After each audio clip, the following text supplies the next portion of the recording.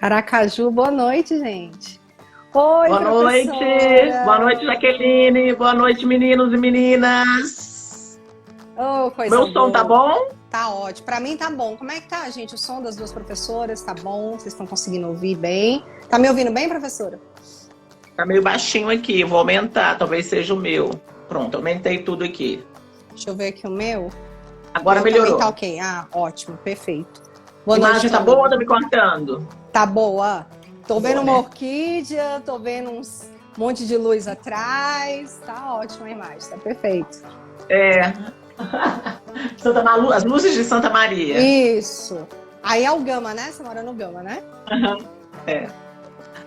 Boa noite, Gente, meninos. César, um monte de gente já entrando. Gláucia, boa noite. Boa noite, primeiro, professora, boa Jaqueline. noite. Professora, Natália, tá sempre com a gente. coisa Tô boa, né, vendo gente? você, Natália. Sejam todos, todas muito bem-vindos. É um prazer Sim, imenso. sempre. Prazer imenso estar com você hoje, professora. Prazer é meu. Para começar, né, falando aqui, para quem não sabe, eu fui aluna da professora Madalena Coatti há alguns anos aí, não faz muito tempo não, foi esses dias, alguns anos atrás aí, em 2013 particularmente, e também no Gran Curso, até peguei aqui para mostrar, tá, professora, como prova do meu carinho, de tudo, eu não jogo nada fora, uma coisa que eu falo para os meninos É durante os estágios, vou mostrar aqui para ver se você lembra disso aqui, é um pouquinho antigo, lá da época do Gran Curso presencial. isso, tem o nome do Gran ali no Aí, ó, seu cantinho. nome. Madalena.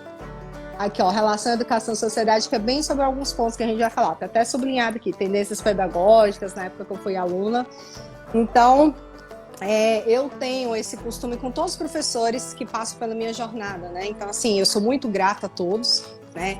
Entendo que você faz parte da minha história, fez parte, assim, da minha história. Eu fui aluna também do Jaque Cursos, né? Eu tenho grande consideração também pela Jaqueline, que somos até charás. Então, você, É, Elisângela, Vânia, Fabiana, essa vanguarda que eu posso dizer que começou os estudos de conhecimentos pedagógicos aqui no Distrito Federal, Bárbara Santana, professora Márcia também veio depois aí, foi minha professora também. Então eu sou muito grata de ter tido vocês na minha escola, né? Vocês aí, principalmente você, Fabiana, veio lá, né, começando aí, muita gente passou pelas suas mãos, foram aprovados. Eu tenho você como uma grande referência, tenho uma enorme admiração. Agora você já está numa vibe mais tranquila, né? Que deixou a secretaria, nos deixou no sentido é, presencial, né? Que eu falo ali no cotidiano, mas ainda continua, né? A falar com a gente, a tá dando aula, tá com seus projetos, que eu vejo que você tá aí viajando, curte, né? E tá certo, e tem que ser isso mesmo, traz essa vibração positiva pra gente. Queria falar alguma coisa antes da viajar um apresentação? pouquinho, né? Oi, não ouvi. Queria falar alguma coisa antes da apresentação, de eu fazer Não, sobre o eu seu assunto? agradecer, te agradecer o convite, né, pela live. Hoje é terça, não é isso? Terça Isso. normalmente é um dia que eu não faço live, né? Eu só faço live normalmente às quartas e às Oh, sextas. que bom. Mas aí eu não podia não aceitar, evidentemente. Eu não vou fazer, porque eu determinei que eu faria live só quarta e sexta. Eventualmente eu faço uma fora, assim, semana passada eu fiz uma na segunda. Aí aparece assim, não dá para não fazer, né? Mas agradecer o convite, agradecer que é um prazer estar falando com você. E agradecer também a presença de todo mundo que está na live, dos que também entrarão, a gente já agradece antecipadamente. Espero que a live Perfeito. seja tão boa para vocês que estão entrando, quanto certamente será para nós. Gente, teve uma organização muito grande, na verdade, a professora Madalena falar para vocês, e que bom, a gente tem que falar, ela é extremamente organizada com tudo, com evento, com horário, com material. Então a gente começou a pensar na live muito antes da semana passada. Eu tinha feito o convite, ela aceitou, e a gente começou a discutir, a resolver semana passada, e ainda semana passada, no sábado, salvo me engano, o material já estava pronto aí, organizado, tudo. Perfeito? Ah, Eu tenho, prazer! eu sou excessivamente organizada. Mas tá certo, isso é uma dádiva, Eu isso é tenho toque, um ponto eu tenho bom. toque. Olha lá, gente, professora Madalena Coatio, a minha convidada hoje, ela é licenciada em Letras pelo Centro Universitário de Brasília, CEUB, especialista em Administração da Educação e mestra em Educação, Área Estado, Política e Gestão pela Universidade de Brasília, UNB. Trabalha com formação de professores há mais de 20 anos nos cursos de graduação e pós-graduação de instituições de ensino superior, públicas e privadas do Distrito Federal. Ministra aulas de conhecimentos pedagógicos nos principais cursos preparatórios para concurso das carreiras educacionais, eu posso dizer presencial e online também, que ela não colocou, mas eu estou acrescentando aqui para vocês. Isso. Tanto nos cursos presenciais quanto online, apesar de que eu não gosto muito do online, mas fui meio que seduzida ano passado a voltar para o online. É o que está, todo mundo, né? Todo mundo agora teve que se reinventar, o contato que a gente tem, né? Os artistas, todo mundo agora tem que se reinventar. Gente, eu acredito que vocês devem ter recebido, tem tanto no Telegram da professora Madalena Coatio, ela postou também nas redes dela, eu postei nas minhas redes, eu espalhei no WhatsApp, né? O nosso material da nossa live de hoje, né? Foi postado aí, acredito que vocês devem ter aí acesso ao material. E o nosso papo de hoje é sobre justamente um dos assuntos mais temerosos por vocês, né? Sempre, eu já fiz essa live sobre esse assunto, acho que umas 2 vezes, tendências pedagógicas, história da educação brasileira, não. Mas tendência pedagógica eu fiz 2 vezes e a gente percebe que sempre, né, professora, é um assunto que os alunos não cansam de pedir pra gente. A gente faz uma, quer 2, 3, 4, por conta do assunto ser extenso, e conseguir realmente, né, abranger todos aí os pontos que fala a respeito. E além desse ponto, eu acabei solicitando para a professora também para a gente trazer um ponto que vai aí em paralelo, que é a história da educação brasileira, que eu entendo também, professora Madalena, que só saber tabelinha, divisões, não resolve a vida do aluno se ele também não souber, né, os marcos, os processos históricos, culturais, econômicos que aconteceram no nosso país, porque foi através disso também que andaram junto às tendências pedagógicas. E aí, por isso também já tinha sido solicitada sobre lives sobre história da educação brasileira. Eu falei, então vamos juntar esses 2 pontos perfeitos. Obrigada. Não dá para entender tendências pedagógicas fora do momento histórico, né? Até porque é o momento histórico que vai se refletir nas políticas educacionais e que vai dar o pano de fundo para como essas relações educação-sociedade elas vão se imbricar, elas vão acontecer. Então, para cada momento histórico, a gente tem determinadas concepções de educação, tendências de educação, momentos de educação. E a gente só consegue entender essa relação educação-sociedade / tendências pedagógicas com os 2 pés dentro do momento histórico em que elas acontecem. Ou em que elas, pelo menos, têm o seu surgimento, né? Que elas estão ali mais up. Inclusive, eu falo que uma das falas que você mais fala, que eu gravei e lembro até hoje, nas suas aulas de educação e sociedade, né? Porque eu era aluna sentada, eu lembro que você falava, cuidado para não serem vaquinhas de presépio. A educação liberal, ela tinha a visão de vocês serem vaquinha de presépio, não tinha criticidade. Então, eu lembro muito desse seu apontamento. E você falava das progressistas, por exemplo, que tinha a visão de transformação da sociedade. Olha aí, isso foi bom ter lembrado das aulas. Então, realmente, eu lembro que você colocava esses 2 pontos e você também colocava entre elas, professora, a questão das crítico-reprodutivistas. Que eu até falo para os alunos hoje, professora, que os críticos reprodutivistas são os famosos amigos falsos. Aí o pessoal, uai, professor, como assim amigos falsos? Aquele pessoal que está ali do lado do pessoal liberal, que critica, fala mal, mas de nada fazem para mudar a situação. Então, estão ali no meio, mas não muda. De fato, o que muda são as progressistas. Mas o pensamento crítico reprodutivista, ele foi muito importante, sobretudo aqui no Brasil, no período militar, porque ele não havia proposta prática, né? Não havia uma proposta de educação, mas as teorias crítico-reprodutivistas, elas foram uma voz contrária ao regime militar. Um combustível então, ali. Teorias críticas, isso foi uma questão de prova, salvo engano, de efetivo de 2017. Tá? Ela foi uma forte denúncia contra o regime militar. Então, as teorias crítico-reprodutivistas, elas foram o pontapé, digamos, inicial para que as teorias críticas viessem de fato. Porque os teóricos crítico-reprodutivistas, eles não concordam com os teóricos liberais. Eles fazem uma constatação e uma denúncia ao caráter reprodutor da escola liberal. Porque a escola liberal, seja qual for, quaisquer uma das suas manifestações, são escolas extremamente acríticas, né? Então, os críticos reprodutivistas, eles fazem uma crítica ao caráter reprodutor dessas escolas liberais, dessas escolas não críticas.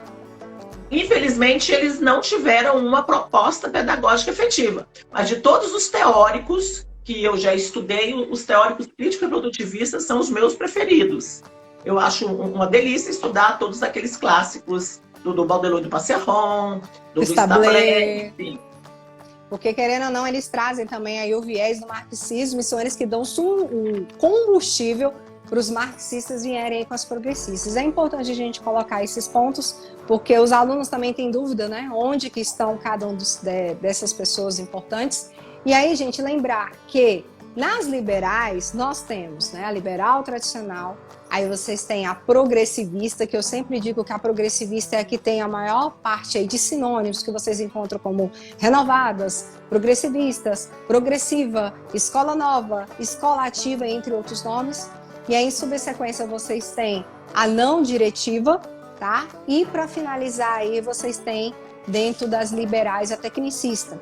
E aí lembrar que todas elas têm o seu papel definido, claro, como a professora colocou, são acríticas, mas existem pontos cruciais. Então, por exemplo, eu sempre falo, por exemplo, que a pedagogia liberal tradicional, ela envolveu grandes períodos históricos nossos da sociedade brasileira. Sim, então, quando nós, exatamente, ela foi muito longa. Então, se a gente for falar em períodos históricos, desde a existência, desde a questão do Brasil, lá no ensino jesuítico mesmo, lá com os jesuítas, com o Padre José de Anchieta, lá em 1549, com o Ratio Studiorum mesmo, até aí depois, aí Brasil Império, a gente ainda continuou na liberal tradicional, advento do Brasil República, ainda no sistema tradicional, até ali, anos 20, que começou realmente a desabrochar e pensar, opa, a gente precisa de uma renovação de educação, a gente precisa, né, de um viés contra essa educação bancária, e aí vieram as renovadas. Então é importante colocar que a liberal, ela passou um grande período histórico, diferente aí das outras liberais, que foi um período menor, curto de tempo. Jaqueline, então, eu acho que a gente pode, eu fico preocupada do tempo e a gente não conseguir. Como começamos? Como a professora falou, faz as perguntas ou fazendo as considerações, e aí assim que eu terminar de fazer a consideração, a senhora também pode complementar. Faço questão. Tá, você começa ou eu começo? Você pode começar. Tá bom. Então, eu trouxe para vocês, meninos, 6 questões, tá? Lê para mim a primeira questão, leio. Aí eu leio para tu. Gente, olha lá. 6 questões, a professora Madalena Coatti teve o cuidado, né, o privilégio de selecionar para a gente, feitas de autoria própria. Eu gostei muito até a forma da contextualização e vai ser legal para a gente discutir. Olha lá, tá aí na segunda página para vocês aspectos pedagógicos e sociais da prática educativa, segundo as tendências pedagógicas. Então, a professora Madalena Coatti, 2020, acerca da relação educação e sociedade e das tendências pedagógicas, julgue os itens abaixo. Número 1. A Lei número 5692/71, que organizou a educação brasileira durante um longo período, é uma manifestação da tendência liberal tecnicista nas políticas educacionais. Bom, gente, e aí o que vocês me dizem? Os meninos que estão aí do outro lado, alguém está perguntando onde que está o material? Está no meu canal do Telegram e está no canal do Telegram também da professora Jaqueline, para quem não pegou o material. Bora lá. Esse item número 1, que Jaqueline acabou de ler, o que vocês responderiam para a gente? Me digam aí. Tati disse que está certo. E aí, o que mais? Fábio, muito bem. De fato, esse item está certo. A Lei 5692, ela é a mãe, né, da tendência liberal tecnicista aqui no Brasil. Foi uma lei que surge foi uma lei que surge se contrapondo a tudo que a gente tinha, que era uma escola realmente muito tradicional. E aí vem toda essa manifestação do setor produtivo, querendo o quê? Emprego nas fábricas. As fábricas vêm para cá, o que se tinha? Se tinha que empregar esse povo para produzir. E aí a Lei 5692, ela é sancionada a toque de caixa. Foi uma lei que foi, em um mês, ela foi redigida. Em um mês se montou o grupo de trabalho. Esse grupo de trabalho se sentava lá na UNB. Em um mês a lei foi escrita e sancionada na época por um Congresso Nacional, aprovada pelo Congresso Nacional e sancionada pelo presidente da época. Tudo isso em um período realmente militar, um período duro da história, né? O ápice do regime militar. Então a Lei 5692, ela traz como o grande viés dela é a compulsoriedade do segundo grau profissionalizante. O que é compulsoriedade? É a obrigatoriedade. É a obrigatoriedade do ensino do segundo grau profissionalizante, que a gente chama de ensino profissionalizante. Então, a partir da promulgação da Lei 5692, qualquer um que terminasse a oitava série e quisesse continuar a estudar, compulsoriamente, obrigatoriamente, teria que fazer um curso técnico, seja lá o técnico que fosse. E aí, na época, se criou mais de 124 cursos técnicos, a depender das condições econômicas de cada região. Então, aqui em Brasília, técnico em contabilidade. Em Fortaleza, técnico em oceanografia, porque lá tem mar. E aí, e outra grande contribuição da 5692 foi a mudança na estrutura, porque até então a gente tinha primário e ginásio, e científico ou acadêmico. E a gente passa a ter o primeiro grau e o segundo grau.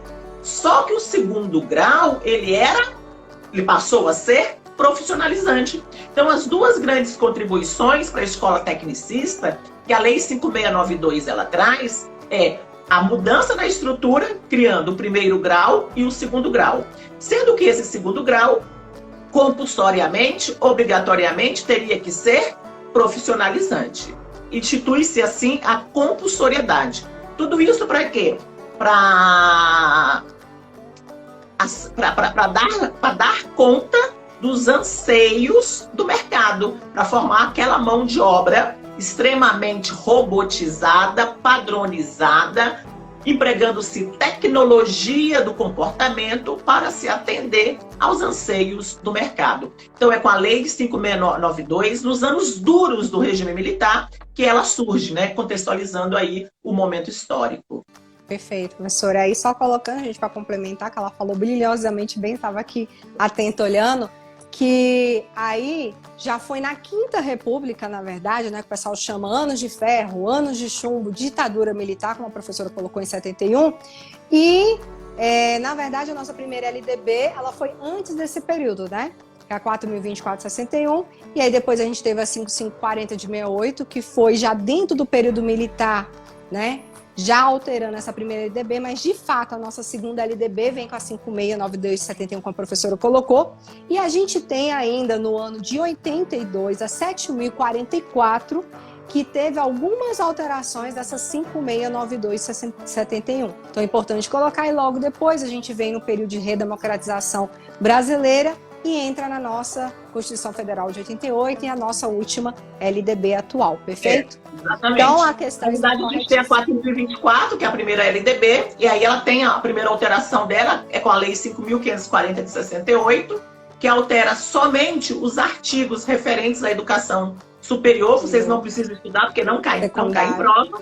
E aí a gente tem a 5692 de 71, esse quadro da compulsoriedade do ensino profissionalizante, ele permanece até 1982, quando é sancionada a Lei 7.044 de 82, que acaba com a compulsoriedade do ensino profissionalizante, e a gente passa a ter as duas realidades. O ensino profissionalizante não é educação profissional. O ensino profissionalizante e o ensino acadêmico. E esse quadro permanece até a LDB 9394, em 20 de dezembro de 96. Bora para a questão 2? Perfeito, muito bem colocado. Bora. A ênfase que a tendência não diretiva dá ao processo de desenvolvimento das relações e das comunicações reforça a transmissão dos conteúdos. E aí, galera? E aí, o que vocês respondem aí, meu povo, nessa questão número 2? Item 2, o que vocês respondem? Vamos lá, Vanderlei? Vanderlei tem um livro aí de bullying, bem bacana. Bora lá? Vamos lá? A 1 está correta, nós estamos na 2. Vamos, gente. Sim, Tem medo de errar, não. Pode errar aqui. O que vocês acham aí? Bom, Isso, a questão, o item 1, Natália gente... errado, Janete errado. Ah, tá. Estão colocando aí que está errado. Gente, o item 1 é um item que está errado. Porque a tendência liberal não diretiva, a tendência liberal renovada ou renovadora não diretiva, ela não reforça a transmissão dos conteúdos. A transmissão dos conteúdos é a cereja do bolo lá na tendência liberal tradicional. Então, a ênfase que a tendência não diretiva dá ao processo de desenvolvimento das relações e das comunicações não reforça a transmissão dos conteúdos. Essa ênfase nas relações e nos processos de comunicação faz com que o professor consiga chegar até o aluno, para que o aluno se sinta aceito. Porque na tendência liberal renovada não diretiva, o aluno ele precisa da aceitação do grupo. Ele precisa da aceitação do professor. Então, uma forma do professor chegar até o aluno é enfatizando, é reforçando esses processos de comunicação. Por isso que na renovada não diretiva, o professor ele tem que ser um especialista em relações humanas. Porque ele tem que fazer o aluno feliz. Eu digo que é a escola da felicidade. Porque o objetivo da tendência liberal renovada não diretiva é a autorrealização. Auto com U. A autorrealização de quem? Evidentemente, do aluno. E para que o aluno fique feliz, para que ele se realize como pessoa, o professor tem que conhecer esse aluno. Então, essa ênfase nos processos, nos canais de comunicação, essa ênfase nas relações, ela é necessária. Oi, Karina. É necessária para que o professor consiga chegar até o aluno. Então, o professor, ele reforça esse canal de comunicação, ele vai lá na psicologia, ele se apropria das técnicas de sensibilização, aplica essas técnicas de sensibilização na sala de aula, para que o aluno se sinta aceito pelo grupo, e quando o aluno se sente aceito pelo grupo, o aluno se abre, e quando o aluno se abre, o professor consegue chegar até o aluno e fica sabendo quais são os interesses desse aluno. E a partir desses interesses do aluno, aí sim o professor vai definir os conteúdos. Por isso que nas renovadas, de uma maneira geral, seja progressivista ou a não diretiva, o conteúdo não é a alma do negócio. O conteúdo é atender aos anseios do indivíduo, aluno. Por isso que na renovada não diretiva, o papel dessa escola é a autorrealização do aluno. Perfeito. E aí eu sempre gosto também de colocar, professora, que só para as pessoas entenderem, que até uma vez uma aluna que me fez essa pergunta, não diretiva é porque o foco, gente, não é a aprendizagem em primeiro plano. Por isso que fala que o foco dela é justamente a parte psicológica, como a professora falou, a escola da felicidade. Se o aluno não estiver bem com ele, psicologicamente, logo a aprendizagem ela não ocorre. Então, só colocar para vocês essa observação e colocar, como ela colocou, que todas essas características de transmissão de conteúdo, né, de educação bancária, de vaquinha de presépio, professora, como você chama, é da tendência liberal tradicional. Perfeito? Então, 1 certo, 2 errado. Vamos para a questão 3. A teoria crítico-reprodutivista, de grande relevância para a educação brasileira, pois evidencia o método diferenciado de trabalho, especificando-se por passos que são imprescindíveis para o desenvolvimento do educando. Primeiro passo, prática social. Segundo passo, problematização. Terceiro passo, instrumentalização. Quarto passo, catarse. Quinto passo, prática social. E aí, galera, o que vocês dizem pra gente? E aí, meu povo, questão 3. O que vocês falam para nós? Tá certo ou tá errada? Questão Muito 3, bem, Leonardo disse que tá errado, Fábio Clécio disse que tá errado. E aí? Vamos lá, galera. Essa questão 3 é essa questão está errada. E qual é o erro? O erro é exatamente aí a teoria crítico-reprodutivista. Na realidade, o restante, se ao invés de teoria crítico-reprodutivista, nós tivéssemos teoria crítica, se nós tivéssemos pedagogia histórico-crítica, o item estaria certinho, o item estaria redondo. No começo da live, nós falamos que a teoria crítico-reprodutivista, ela não tem proposta pedagógica. E esses passos aqui, eles são o método. O que é método? O caminho que eu utilizo para ensinar a fração. O caminho que eu utilizo para alfabetizar. Então, esses 5 passos aqui, esses passos são o método da pedagogia histórico-crítica. E a pedagogia histórico-crítica, ela está dentro de uma teoria maior, que é a teoria crítica, e não a teoria crítico-reprodutivista. A teoria crítico-reprodutivista não tem nenhum método, não tem nenhuma metodologia. Então, se a gente colocar, ao invés de teoria crítico-reprodutivista, a gente colocasse teoria crítica ou colocasse pedagogia histórico-crítica, o item estaria redondo. Sim, esses são os passos, esse é o método, esse é o caminho que eu tenho que seguir, eu tenho que observar quando eu vou elaborar uma aula à luz dos pressupostos metodológicos da pedagogia histórico-crítica. Então, eu quero elaborar uma aula à luz da pedagogia histórico-crítica. Que passos eu devo seguir? Exatamente esse aí. O primeiro passo é a prática social. Vocês também podem encontrar na prova prática social inicial. O que é a prática social? A prática social são os valores que o aluno construiu ao longo da sua vida acadêmica, ao longo da sua vida social. É o conhecimento que ele construiu ao longo da sua vida acadêmica, ao longo da sua vida social. Então, a gente começa da prática social. E aí, a gente não vai dar o conteúdo pronto. A gente vai problematizar aquele saber.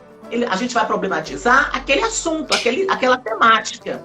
Depois que a gente problematiza, aliás, ao mesmo tempo que a gente está problematizando, a gente vai instrumentalizar. A gente vai dar um instrumental. O que é o instrumental? O que é a instrumentalização? É a teoria. É instrumentalização teórica. Instrumentalização teórica é a teoria. Então, ao mesmo tempo que eu vou problematizando o uso do X ou o uso do CH, eu vou introduzindo a gramática normativa sobre o uso do X e o uso do CH. Depois dessa instrumentalização, é o momento da catarse. É o momento em que o aluno ele vai construir, reconstruir o seu conhecimento. É o momento da recriação. E aí, depois, o que ele faz com esse conteúdo que ele aprendeu? É a prática social, também chamada de prática social final, também chamada de retorno à prática social inicial. Que é quando a gente tem realmente aí a vivência transformadora, né, que vai aí de encontro, né, com seus conhecimentos prévios aí inicialmente. Então tem uma visão transformadora. É importante também colocar, gente, que esses pontos que a professora Madalena colocou fazem parte aí do nosso currículo em movimento, os pressupostos teóricos aí faz parte aí dos conteúdos de vocês. E uma grande referência que fala sobre isso é o professor Gasparim, justamente desses 5 passos aí, perfeito? Então é importante colocar, e importante também colocar que Saviani também ressalta todos esses pontos. Então lembrar que a pedagogia histórico-crítica, na verdade, ela tem esse viés, né? De ter todos os conteúdos sistematizados, vista à frente de uma transformação social. Então, 3, como a professora colocou, errado, né? Que não é a teoria crítico-reprodutivista, seria a tendência pedagógica histórico-crítica de Saviani. Para quem chegou depois que já perguntou, 1 certo, 2 e 3 erradas. 4, na concepção liberal tradicional, os conteúdos decorrem da ciência objetiva, eliminando-se qualquer sinal de subjetividade e são ordenados em uma sequência lógica e psicológica por especialistas. E aí, gente, questão 4. O que vocês respondem? Item 4. Item 4, o que vocês respondem? Madalena, olha para trás e dá tchau. Tô vendo minha casa da sua janela. Tchau! A pedir E de você aí, mandar galera? orquídea. Orquídea também. Aqui em casa, o que mais tem é orquídea. Tem orquídea azul, tem lilás. Gente, o tem material tá aqui. tanto no Meia Bio aí, como da professora Madalena, Telegram, a gente disponibilizou É, hoje, só gente, o você material tá se lá. canal. Bom, então vamos lá, na questão 4. A questão 4, ela tá errada. Porque a questão está dizendo que é a concepção liberal tradicional, e não é. É a concepção liberal tecnicista. É na concepção liberal tecnicista que os conteúdos nascem da ciência objetiva. Porque a tendência liberal tecnicista ela é extremamente objetivista. A tendência liberal tecnicista, ela elimina qualquer sinal de subjetividade. Ela é uma tendência muito racional. Ela não é uma tendência subjetiva. Então, na tendência liberal tecnicista, ela é uma tendência objetivista, logo elimina-se qualquer sinal de subjetividade. O outro ponto aqui é na tendência liberal tecnicista que os conteúdos são organizados em uma sequência lógica e também psicológica. Porque a tendência liberal tecnicista, ela vai ter por pressuposto psicológico a teoria do condicionamento operante de Skinner. Então, reparem bem, isso cai muito em prova, as pessoas confundem. Lá na tendência liberal tradicional, ela é sim também uma tendência que vai trabalhar os conteúdos organizados numa sequência lógica. Mas na tendência liberal tecnicista, os conteúdos são organizados numa sequência lógica e psicológica.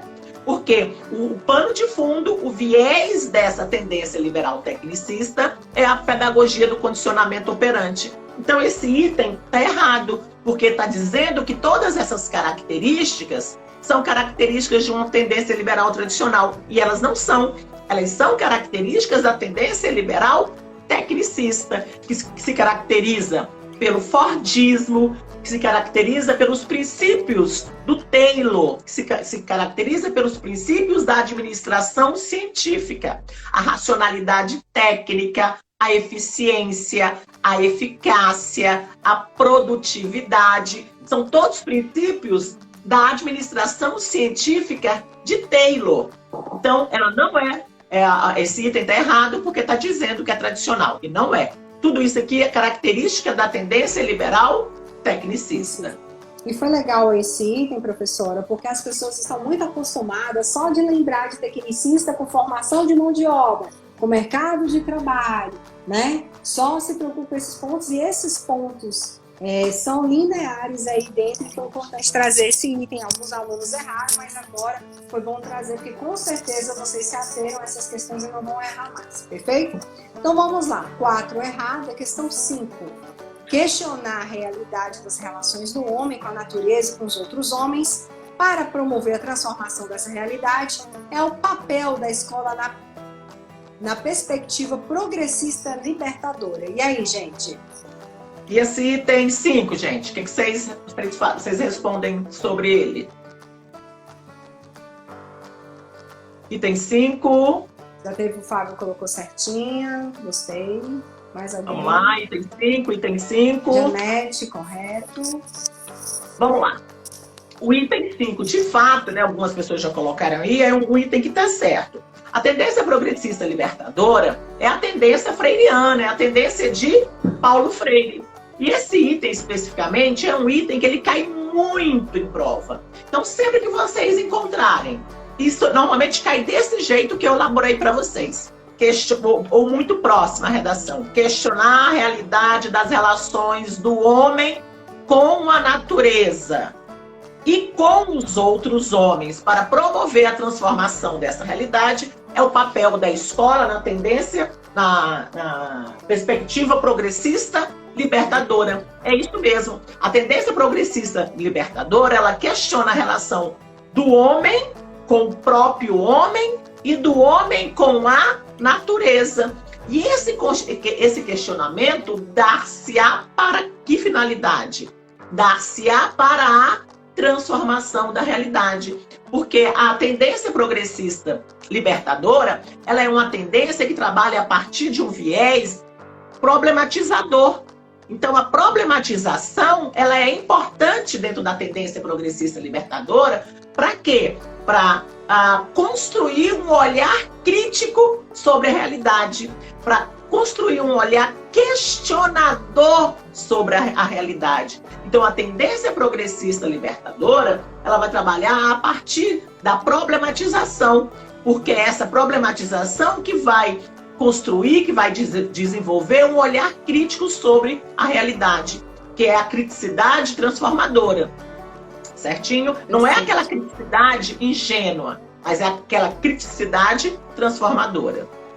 Perfeito, professora. 5, então, gente, corretíssima. 6, o ponto de chegada do processo pedagógico na perspectiva histórico-crítica é o retorno à prática social, o que representa a transposição dos objetivos da unidade de estudo, das dimensões do conteúdo e dos conceitos adquiridos no âmbito teórico para o prático. Bom, e o item 6, o que vocês respondem? Item 6, o que vocês respondem? Vamos lá? Ninguém se respondeu ainda? Vamos lá. Item 6. Ficaram com vergonha? Releiam aí no material de vocês. 6, Janete, bom. Janete já começou a responder, vamos lá. Mais alguém? Vive Tá Pontes, bem. Estão respondendo, certo, na opinião deles. Vamos lá. Gente, o item 6, o ponto de chegada no processo pedagógico dentro da pedagogia histórico-crítica é o retorno à prática social. Lembre-se que uma questão anterior, que foi a questão 3, eu dei para vocês o método da pedagogia histórico-crítica. E dentro da pedagogia histórico-crítica, o ponto de chegada é a prática social. Também vocês podem encontrar somente como prática social, vocês podem encontrar como prática social final, e vocês podem encontrar na prova como retorno à prática social inicial. Então, o ponto de chegada é a prática social. Por quê? Porque a pedagogia histórico-crítica, ela é dialética. O ponto de partida é a prática social, é a vida do menino. E o ponto de chegada também é a prática social. Para quê? Para deixar essa realidade do jeito que ela está ou para mudar essa realidade. Então, a pedagogia histórico-crítica, ela é dialética. Eu não posso, mas se eu pudesse resumir dialética para vocês, eu resumiria no seguinte, em movimento e transformação. Então, a gente começa pela prática social inicial e termina onde? Na prática social, que é a prática social final, em que a gente volta para a realidade no sentido de deixar essa realidade do jeito que ela está, não, no sentido de transformar essa realidade. Então o item está redondinho. Bom, aí o item continua. O que representa a transposição dos objetivos da unidade de estudo, das dimensões do conteúdo e dos conceitos adquiridos no âmbito teórico para o prático. Então, quando o aluno ele volta com os conhecimentos que ele adquiriu na prática escolar, que ele adquiriu na escola, ele volta com esses conhecimentos, ele retorna com esses conhecimentos à prática social, é para quê? Para deixar a realidade do jeito que está ou é para mudar essa realidade? É para mudar essa realidade. Ou seja, ele vai pegar toda aquela teoria que ele aprendeu lá na escola e ele vai aplicar na sua vida. Então, ele estuda lá física no 3º ano do ensino médio. Ele está estudando tempo e velocidade. E daí ele estudou lá e aprendeu tempo e velocidade. Aí, à tarde, ele tem ali 18 anos, está no 3º ano do ensino médio, ele vai para a aula na autoescola. E quando ele consegue pegar todos aqueles conceitos teóricos da física, os cálculos do tempo e velocidade, e ali na autoescola, quando ele está ali dentro do balão, ele consegue aplicar aquele cálculo mentalmente, ele está pegando todo aquele conceito teórico e está transformando está aplicando no seu cotidiano, está aplicando na sua vida prática. Então o item está certinho, é a transposição da teoria para a nossa vida prática. Ô, Nara, obrigada, beijo, Fábio, obrigada, Araguarina, equipe, amo demais vocês. Vamos lá então, próximo. Ó, gostei demais, tendências, 10, ótimas explanações, ótimas colocações. O pessoal tá A gente tem adorando. quanto tempo ainda? Meia hora? Ah, nada, a gente só tem um pouco, 18 minutos, 19 Tá. minutos, 18 minutos. Acho que eu falei demais, então. Não, mas que isso, professora? Ah, eu coloquei aqui, mas eu coloquei Não tem depois. problema, não. Que isso. Vamos lá, então eu vou ler para você. É a história da educação brasileira, né? É uma questão do CESP, Unipampa, Técnico em Assuntos Educacionais 2013. Em relação ao pensamento pedagógico brasileiro, julgue o item subsequente. Para quem está com o material aí, é a página 2 do material, tá? A gente estava na página 3, agora a página 2, quem não está com o material, se organiza aí, se acha, página 2, questão 1. Um marco no pensamento educacional brasileiro foi a divulgação do Manifesto dos Pioneiros da Educação de 1932, apoiado tanto por educadores liberais quanto por educadores socialistas. E aí, galera? O que vocês responderiam no dia da prova? Coloquem aí para nós. Questão 1. Vamos lá? Pode falar, gente. Não tem vergonha, não. Isso, Vanessa, Janete, Fábio, muito bem. De fato, gente, essa questão ela está correta, tá? Importante a gente colocar que não é somente os educadores liberais, socialistas, os educadores também anarquistas também fazem parte disso. E o que realmente aconteceu nessa época que é importante a gente considerar? Como eu tinha falado lá no início da live, a professora Madalena Coatti também colocou, nós temos a pedagogia liberal tradicional até aí os anos 20. A gente lembra que com o advento da República, a gente teve dois movimentos aí que eclodiram aí durante a década de 20, década de 30, que foi o entusiasmo pela educação e o otimismo pedagógico, né, que traziam também esse viés de transformação de mudança. E qual era a ideia aí? Que já estávamos numa nova educação, né, as tendências renovadas, uma educação pública, era o lema deles, educação pública, de qualidade, laica, gratuita. Era o lema deles, que eles suplicavam isso para a educação. Então, de fato, em 1932, aí vem Anísio Teixeira, Lourenço Filho, Fernando de Azevedo, grandes intelectuais, eles trouxeram esse manifesto dos pioneiros da Escola Nova e suplicando isso. Foi aí, de fato, também que começaram a criar a situação com a Igreja Católica, que foi contra, porque quando a gente pede a questão da laicidade, querendo ou não, vai contra a questão da religiosidade, que era uma preconização colocada para a Igreja Católica. É importante também colocar isso e já trazer dicas de prova que já caíram, por exemplo, professora, sobre a questão se só houve um manifesto dos pioneiros da Escola Nova. Então é importante a gente colocar que em 32 a gente teve esse manifesto, e lá em 59, antes, né, da ditadura militar, como você já colocou, a gente tem mais uma vez, né, do Manifesto dos Pioneiros da Escola Nova, que foi lá em 59, tá? Então, mais uma vez, educadores, inclusive, intitula desse jeito. Importante também colocar que, a partir do Manifesto dos Pioneiros da Escola Nova,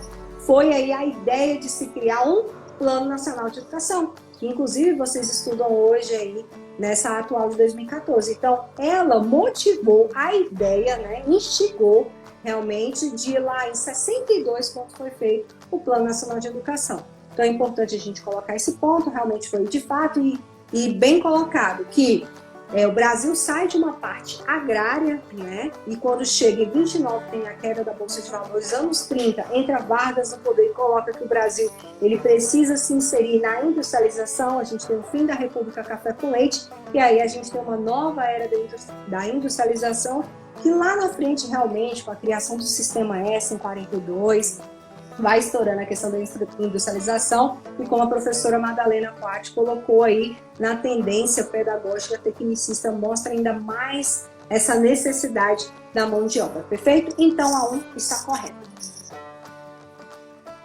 Queria colocar alguma coisa, prof? Não, perfeito. Dá tempo, né? Gente, quem está sem material, pega material nos canais do Telegram. O pensamento católico jesuítico sintetizado na Ratio Studiore, influenciou a organização da educação no Brasil por mais de 2 séculos. E a questão 2, o que vocês respondem?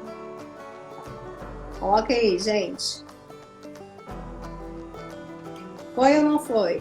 Sim ou não?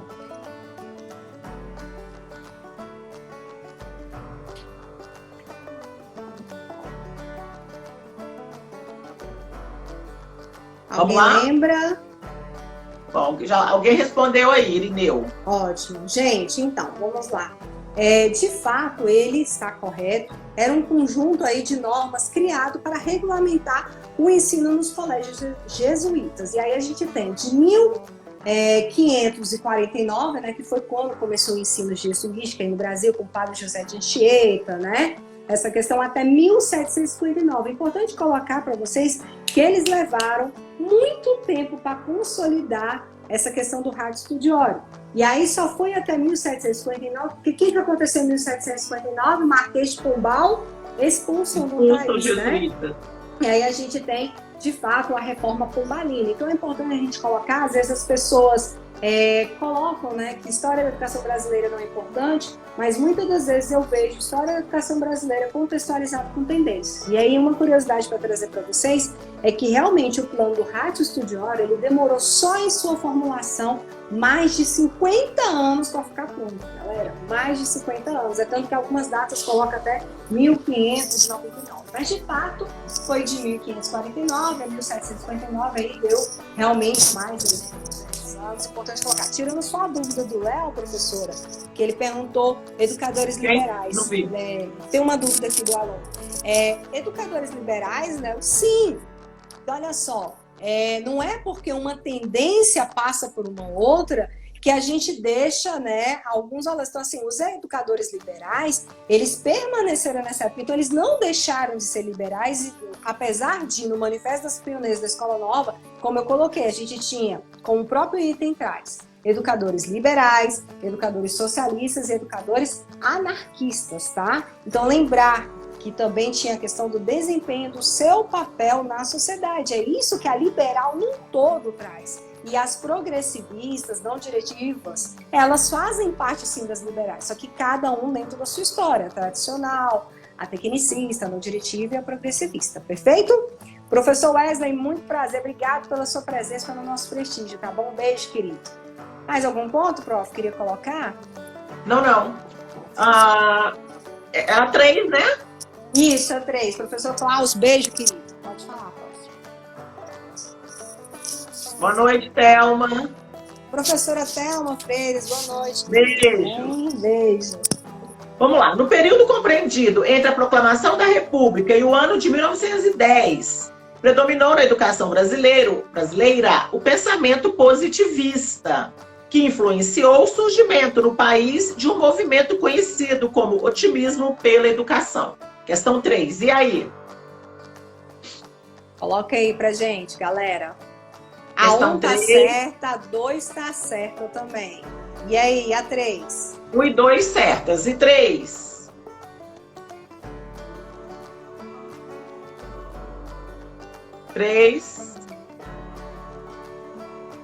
Vamos lá? Ninguém? Agora ficou muito. O pessoal se sentiu... Tá, o Fábio respondeu aqui, errou, errado. Perfeito. Vou aqui falar, porque a gente só tem 10 minutos. Gente, de fato tá errado, tá? Vamos lembrar que nessa época surgiu, e eu já tinha colocado para vocês, então, o otimismo, ele visava a qualidade da educação. Então, ela preconizava os aspectos qualitativos, questão da organização interna da escola, a questão didática, tá? E lembrar que o entusiasmo pela educação, ela observava a quantidade de escolas. Então, dentro do seu processo, o quantitativo é tanto, professora Madalena Fati, que naquela época, em 1920, 75% da nossa população brasileira era analfabeta. Tá? Então, assim, de um lado a gente pedia qualidade de educação, e de outro lado a gente pedia quantidade de escolas, porque a gente sabe, principalmente no êxodo rural, como que era difícil ter acesso aí à educação. E aí exigia um monte de coisa naquela época, tanto que o Ministério da Educação mesmo, ele data de 30. Então, esse ano, em novembro, dia 11 de novembro, vai fazer 90 anos. Então, é importante a gente colocar isso. E outro ponto aí que traz também um erro crucial. O professor Klaus está aí, né, o pessoal de História. Pensamento positivista, ele não veio nessa época, ele veio ainda muito antes, lá com Augusto Conte, lá em 1850. Aí vocês lembram da Lei Eusébio de Queiroz, vocês lembram da proibição do tráfico negreiro para o Brasil, e aí você lembra que tinha vários estudantes vindo da Europa, do Brasil, já estava trazendo a ideia do Augusto Conte, já estava trazendo a ideia do positivismo, tanto que na nossa bandeira, qual é o lema? Ordem e progresso. Então, aí na queda do Império, né, aí do segundo reinado de Dom Pedro II, já traziam todas essas contextualizações. Então, quando ele coloca que foi com a proclamação da República no ano de 1910, né, acaba colocando aí o erro da questão. Mas a gente teve os movimentos aí depois do advento da República, as necessidades, sim. E aí que, contextualizando com o que a professora Madalena colocou para a gente mais cedo, a tendência renovada, ela vem justamente aí nos anos 20, no final aí da tendência liberal tradicional. Como eu falei para vocês, o advento da República ainda era uma tendência liberal tradicional. Somente nos anos 20 em diante aqui no Brasil começou a eclodir mais fortemente nos anos 30. Você está marcando aí, a gente tem quanto tempo? Tem duas questões, né? Como a gente entrou 21 e 1, a gente tem uns 9 minutos ainda da rapidão, para falar assim. Ah, tá. No período compreendido, questão 4, galera. Isso. No período compreendido entre a década de 30 e a de 60 do século passado, a educação brasileira foi influenciada pelo pensamento da Escola Nova, cujos partidários defendiam a laicidade da educação pública. E aí, galera, responde aí para nós rapidão.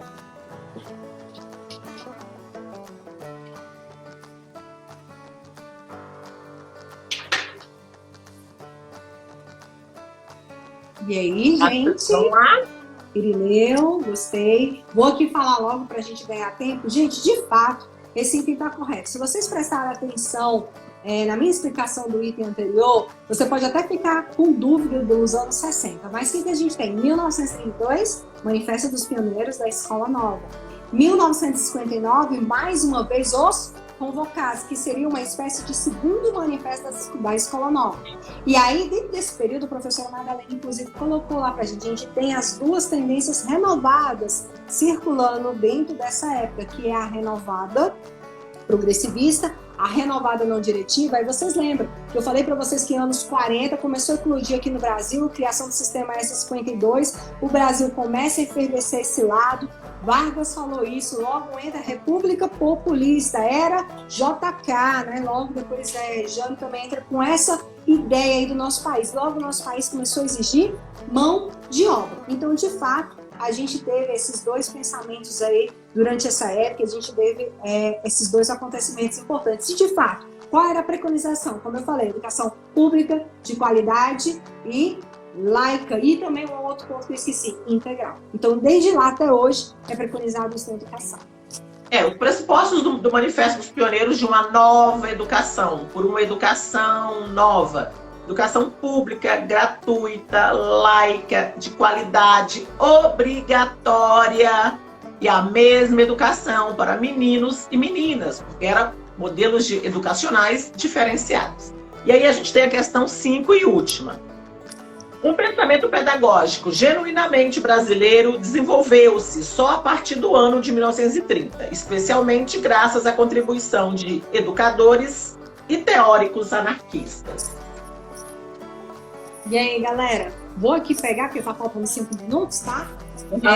De fato, gente, estava correto. Lembra lá na primeira questão que eu falei que a gente tinha os educadores liberais, os socialistas, os anarquistas? Os anarquistas, de fato, o que é educadores anarquistas? É os que têm as ideias revolucionárias, tá? Que é contra o sistema capitalista, que é contra o proletariado. Então, de fato, a gente tem esses pensamentos genuinamente brasileiros, quando ele fala, que são pessoas, né, são pessoas do nosso próprio público brasileiro, são os pensadores, nosso Alanis Teixeira brasileiro, e é assim, tantos outros como Lourenço Filho, Fernando de Azevedo, tinha a Raquel de Queiroz na época, né, o Lauro de Oliveira também, então, enfim, eram muitos pensadores que trouxeram essas ideias, e é importante colocar para vocês esse ponto, que ele se opõe, inclusive, também às instituições religiosas, ao patriarcado, ao racismo e, de fato, mais tarde, que a gente, talvez acho que a gente não citou, a tendência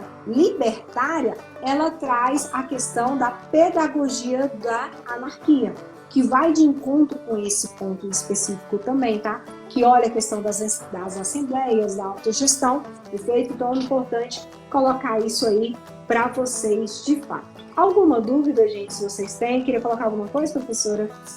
Quero me despedir, porque eu acho que a gente vai ser jogado fora pela janela aí do Instagram, né? Mas antes de ser despedida, vai não, ainda dá uns 3 minutos ainda. Calma, 4 minutos. Gente, queria colocar a professora Madalena, que para mim foi muito histórico de estar com você. Eu falo histórico pelo respeito pelo seu trabalho, pela pessoa que você é, pelos aprendizados que eu tive a oportunidade de ter com você. De fato, te falo que eu nunca pensei em estar aqui do outro lado, ser colega sua hoje, né? Eu pensei em ser professora, ser aluna, ser professora, então assim, eu me sinto radiante quando eu tenho um encontro com uma pessoa que para mim foi importante para minha formação em algum período. Então, agradecer esse momento extraordinário. Eu que agradeço, você e os alunos todos. Os alunos que estão aí de vários cantos do país, não só Brasília, mas Sergipe, né, Tocantins, como já sinalizaram. Foi ótima essa troca dialógica do conhecimento. Quando me quiser, também estou aqui disponível para você. A questão 5, meu amor, é correta. Colocar os canais da professora Jaqueline Santos, então, Instagram aí, ó, @professora Jaqueline Santos, YouTube, professora Jaqueline Santos, lá já tem minha bio, tem o canal da Telegram. Professora Madalena Coatio também aí, ela tem o canal lá do YouTube que eu já vi, então você procura lá, Madalena Coatio. Tem o Instagram aí. Meu canal no YouTube Madalena. E Telegram é professora Madalena Coatio. No Instagram, só Madalena Coatio. Falar igual ela fala, carimba que é top, tá bom? Carimba que é top, gente. Carimbamos hoje, foi muito top esse Vamos carimbar esse final de noite, né? Que já tá quase 10 horas. Faz a pose pra live, pra eles tirar foto, sabe aquela pose? Faz a pose, gente, tira foto.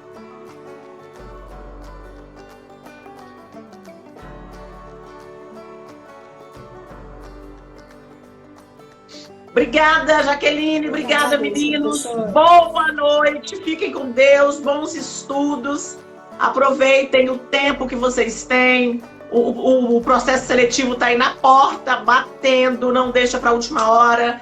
Quem estuda antecipadamente tem sim uma vantagem. Estudar antecipadamente é uma vantagem competitiva. Tem muita gente boa se preparando, mas vocês são os melhores. Então, corre lá.